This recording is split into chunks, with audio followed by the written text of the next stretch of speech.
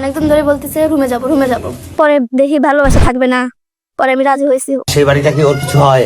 ওর কিছু না, ওর ভাড়া করছে। আপনাদের মেলামেশা হয়েছে? চাইছিল কিন্তু ওরকম ভাবে আমি। ওখানে কি আপনারা ধরা পড়ছিলেন? হ্যাঁ ও, ধরছিল বলতে যে সেটা বলেন না কেন? আমাকে এরকম করে ধরা পড়ছিল। কয়েকটা ছেলে বেড়ে দিয়ে আমার আটকাইছে, গেটে এসে টোকা দিছে, আমি যা খুলছি।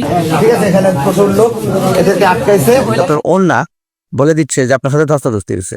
সামাজিক যোগাযোগ মাধ্যম ফেসবুকের মাধ্যমে মাত্র 5 মাসের পরিচয়ে ভালোবাসায় জড়িয়ে পড়েন এই তরুণ তরুণী। ভালোবাসার প্রমাণ দিতে প্রেমিকাকে রুম ডেট করার অফার করেন এই তরুণ। সুজন আমার অনেকদিন ধরে বলতেছে রুমে যাব রুমে যাব। আচ্ছা বলছি আমি অনেক করছি, যাব না, অনেক আচ্ছা, রুমে যাওয়ার কথাটা কই থেকে উঠলো? আপনাদের সম্পর্ক কতদিনের? 5 মাস। 5 মাস। এটা কি ফেসবুকে পরিচয় না কেমনে? ফেসবুকে। সম্পর্ক টিকিয়ে রাখতে নিজের সর্বস্ব প্রেমিককে বিলিয়ে দেওয়ার জন্য প্রেমিকের কথায় রাজি হয় এই তরুণী। প্রেমিকের কাছে একদিন সময় চাইলেও প্রেমিক সুজন জানান রুম ঠিক করা হয়েছে, আজকেই আসতে হবে। রুমে যাওয়ার কথা বলছিল, আমি ভয়ে কিছু বলি নাই। পরে দেখি ভালোবাসা থাকবে না, পরে আমি রাজি হয়েছি। আমি বলছিলাম কালকে, ও বলছে না আমার আজকে রুম ঠিক করা হয়ে গেছে, যান তুমি আসো। এদিকে এই তরুণী বোনের বাড়িতে বেড়াতে যাবার কথা বলে মালয়েশিয়া থেকে প্রবাসী ভাইয়ের পাঠানো প্রায় 10,000 টাকা নিয়ে আগে থেকেই অপেক্ষায় থাকা প্রেমিক সুজনের সাথে নিজের ভালোবাসার প্রমাণ দেওয়ার জন্য বের হন।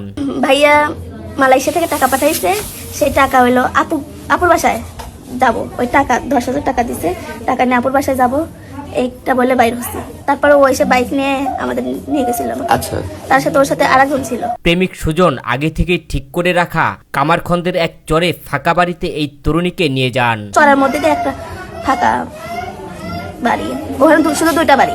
আচ্ছা ওই বাড়িতে খালি 2টা মেয়ে, তার হাজবেন্ড বিদেশ থাকে। আচ্ছা সেই বাড়িতে নিয়ে রুমের মধ্যে গেছিলাম।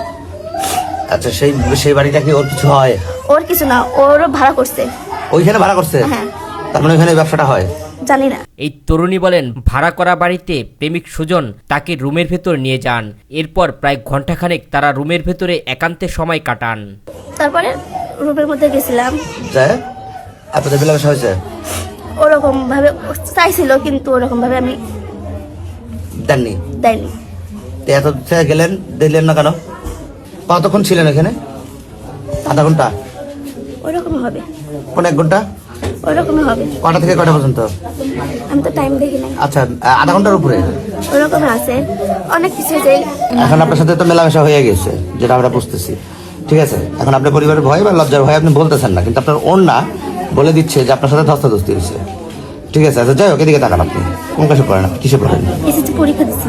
এসএসসি পরীক্ষার্থী এই তরুণী অভিযোগ করে বলেন প্রেমিক সুজনের সাথে একান্তে সময় কাটানোর সময় প্রেমিকের এক বন্ধু কিছু লোকজন নিয়ে সেই বাড়িতে হানা দেয়। এরপর স্থানীয় লোকজন তাদের হাতে নাতে আটক করে। ওর সাথে মনে হয় একটা ছেলে ছিল, সেই ছেলে মনে হয় ফোন দিয়ে জানাইছে, ও আমার বলতেছে আমি জানাইছি। ওখানে কি আপনারা ধরা পড়ছিলেন? হ্যাঁ ও, ধরছিল বলতে যে সেটা বলেন না কেন? আমাকে এরকম করে ধরা পড়ছিল।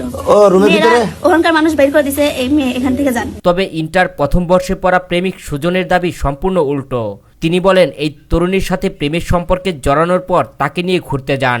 বাড়িতে বসে কথা বলার সময় প্রেমিকা তার অজান্তে তাকে ফাঁসানোর জন্য ফোন করে কিছু লোক নিয়ে আসেন। আমাদের এলাকারই ওর নিয়ে আইছে, ফোন দিয়ে ডেকে নিয়ে আইছে, যে আমাদের এলাকার কয়েকটা ছেলে বেড়ে দিয়ে আমার আটকাইছে, গেটে এসে টোকা দিছে, আমি যা খুলছি, আর এসে ব্যাগটা এসে আমাকে ধরছে। মানে আমাদের এলাকারই, মানে আপনার এলাকার পোলাপান, আপনি কি যায় জানতে আটকাইলেন? মানে কারণ হচ্ছিল আমার কাকা, মানে ওর হচ্ছিল দুলাভাই হয়, সেটি মানে আমাদের গ্রামের সালপারে নিয়ে আইছে। আপনারা কি সম্পর্কে আত্মীয় নাকি?